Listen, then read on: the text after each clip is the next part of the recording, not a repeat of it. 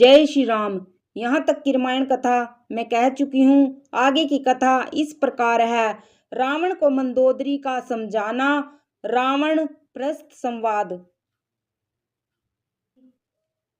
One निधि, नीर निधि, जल्दी, सिंधु वारिश, तोया निधि, कंपति, उदी, पयोदी नदी को क्या सचमुच ही बांध लिया। फिर अपनी व्याकुलता को समझकर हंसता हुआ भय को बुलाकर रावण महल को गया। मंदोदरी ने सुना कि प्रभु श्री राम जी आ गए हैं और उन्होंने खेल में ही समुद्र को बंधवा लिया है। वह हाथ पकड़कर पति को अपने महल में लाकर परम मनोहर वाणी बोली। चरणों में सिर नवाकर उसने अपना आंचल पसारा और कहा, हे प्रियतम, क्रोध त्याग कर मेरा वचन सुनिए। हे नाथ, वैर उसी के साथ करना चाहिए जिससे बुद्धि और बल के द्वारा जीत सकें। आप में और श्री रघुनाथ जी में निश्चय ही कैसा अंतर है, जैसा जुगनू और सूर्य में। जिन्होंने विष्णु रूप से अत्यंत बलवान मधु और कैटभ दैत्य मारे और वराह और नरसिंह रूप से महान सूरवीर दिति के पुत्रों हिरण्याक्षु और हिरण्यकश्यपु का संहार किया। जिन्होंने वामन रूप से बलि को बांधा और परशुराम रूप से सहस्त्रबाहु को मारा। वे ही भगवान पृथ्वी का भार हरण करने के लिए राम रूप में अवतरण प्रकट हुए हैं।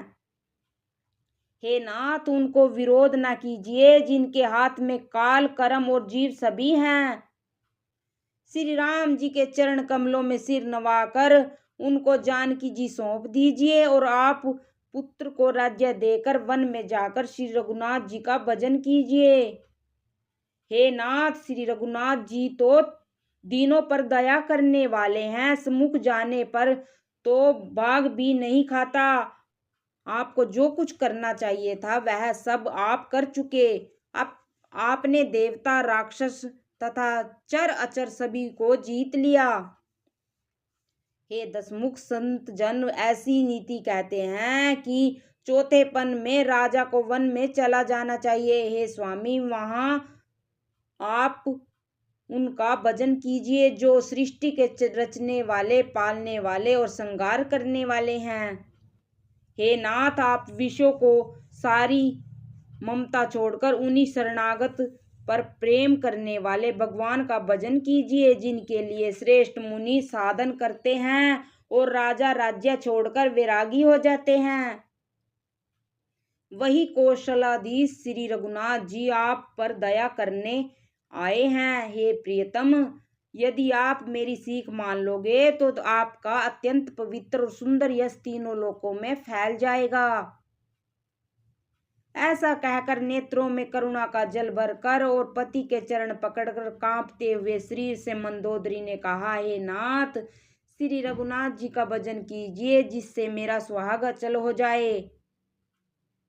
तब रावण ने मंदोदरी को उठाया और वह दुष्ट उससे अपनी प्रभुता कहने लगा, हे प्रिय, सुन, तूने व्यर्थ ही भय मान रखा है। बता तो जगत में मेरे समान योद्धा है कौन। वरुण, कुबेर, पवन, यमराज आदि सभी दिक्पालों को तथा काल को भी मैंने अपनी भुजाओं के बल से जीत रखा है। देवता, दानव और मनुष्य सभी मेरे वश में हैं। फिर तुझको यह भय किस कारण उत्पन्न हो गया। मंदोदरी ने उसे बहुत तरह से समझा कर कहा, किंतु रावण ने उसकी एक भी बात न सुनी और वह फिर सभा में जाकर बैठ गया। मंदोदरी ने हृदय में ऐसा जान लिया कि काल के वश होने से पति को अभिमान हो गया। सभा में आकर उसने मंत्रियों से पूछा कि शत्रु के साथ किस प्रकार से युद्ध करना होगा। मंत्री कहने लगे, हे राक्षसों के नाथ, हे प्रभु सुनिए, आप बार बार क्या पूछते हैं। कहिए तो कौन सा बड़ा भय है जिसका विचार किया जाए। भय की बात ही क्या है। मनुष्य और वानर भालू तो हमारे भोजन की सामग्री हैं। कानों से सबके वचन सुनकर रावण का पुत्र प्रस्थ हाथ जोड़कर कहने लगा, हे प्रभु, नीति के विरुद्ध कुछ भी नहीं करना चाहिए। मंत्रियों में बहुत ही थोड़ी बुद्धि है।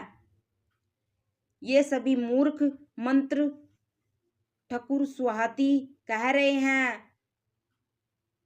हे नाथ, इस प्रकार की बातों से पूरा नहीं पड़ेगा। एक ही बंदर समुद्र लांग कर आया था। उसका चरित्र सब लोग अब भी मन ही मन गाया करते हैं। उस समय तुम लोगों में से किसी को भूख न थी। बंदर तो तुम्हारा भोजन ही है, फिर नगर जलाते समय उसे पकड़कर क्यों नहीं खा लिया। इन मंत्रियों ने स्वामी को ऐसी सम्मति सुनाई है जो सुनने में अच्छी है, पर जिसमें आगे चलकर दुख पाना होगा। जिसने खेल ही खेल में समुद्र बांध लिया और सेना सहित सुबेल पर्वत पर आ उतरा है। हे भाई कहो, वह मनुष्य जिसे कहते हो कि हम खा लेंगे, सब गाल फुला फुला कर वचन कह रहे हैं। हे तात, मेरे वचनों को बहुत आदर से सुनिए, मुझे मन में कायर न समझ लीजिएगा। जगत में ऐसे मनुष्य झुंड के झुंड हैं जो प्यारी बात ही सुनते हैं और कहते हैं, हे प्रभु। सुनने में कठोर परंतु परिणाम में परम हितकारी वचन जो सुनते हैं और कहते हैं, वे मनुष्य बहुत ही थोड़े हैं। नीति सुनिए, पहले दूत भेजिए और फिर सीता को देकर श्री राम जी से प्रीति कर लीजिए। यदि वे स्त्री पाकर लौट जाएं तब तो झगड़ा ना बढ़ाइए, नहीं तो हे तात, सम्मुख युद्ध भूमि में उनसे हठपूर्वक मार काट कीजिए। हे प्रभु, यदि आप मेरी सम्मति मानेंगे तो जगत में दोनों ही प्रकार से आपका सुयश होगा।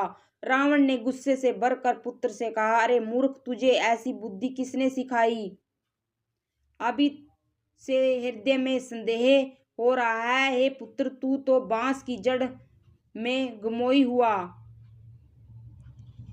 पिता की अत्यंत घोर और कठोर वाणी सुनकर प्रस्थ ये कड़े वचन कहता हुआ घर को चला गया। हित की सलाह आपको कैसे नहीं लगती। जैसे मृत्यु के वश हुई रोगी को दवा नहीं लगती। संध्या का समय जानकर रावण अभी 20 भुजाओं को देखता हुआ महल को चला। लंका की चोटी पर एक अत्यंत विचित्र महल था। वहां नाच गाना का उखाड़ा जमता था। रावण उस महल को जाकर बैठ गया। किन्नर उसके गुण समूह को गाने लगे। ताल, पखवज और बीणा बज रहे हैं। नृत्य में प्रवीण अप्सराएं नाच रही हैं। वह निरंतर सैकड़ों इंद्रों के समान भोग विलास करता रहता है। यद्यपि श्री राम जी सरीखा अत्यंत प्रबल शत्रु सिर पर है, फिर भी उसको न तो चिंता है और न डर ही है। जय श्री राम।